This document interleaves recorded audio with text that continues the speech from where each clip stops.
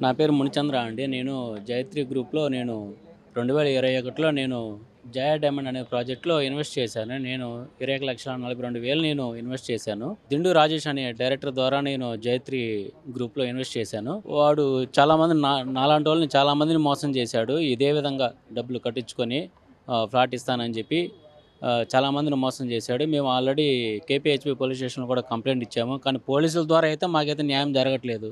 ఎంతసేపు వాళ్ళు మీరు ఈఓడబ్ల్యూకి కంప్లెయింట్ చేసుకోండి, ఈడీ వెళ్ళి కంప్లెయింట్ చేసుకోండి అని చెప్తున్నారే గానీ, ఈ పోలీసు వ్యవస్థ అనేదే పూర్తిగా నాశనం అయిపోయిందది. ఎందుకంటే, వాళ్ళు పోలీసులను కూడా మభ్యపెట్టి చాలామందిని మోసం చేస్తున్నారు. పోలీసు వ్యవస్థ కూడా అసలు ఏం న్యాయం చేయలేకపోతుంది. ఇతని మీద చాలా కేసులు కూడా ఉన్నాయి. ఇతను పోలీసుని చాలా మభ్యపెట్టి, ఇతను మేనేజ్ చేసి, పోలీసు వ్యవస్థనే నాశనం చేస్తున్నాడు ఇతను ఈ విధంగా.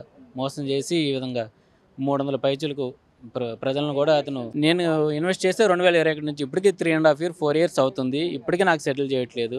ఈ విధంగా చాలా మందిని మోసం చేశాడు. నాకు ప్రగతి నగర్ జయ డైమండ్ ప్రాజెక్ట్‌లో నాకు ఇస్తామని కన్స్ట్రక్షన్ చేసి ఇస్తామని చెప్పారు. ఇప్పటికి 3.5, 4 ఇయర్స్ అవుతుంది.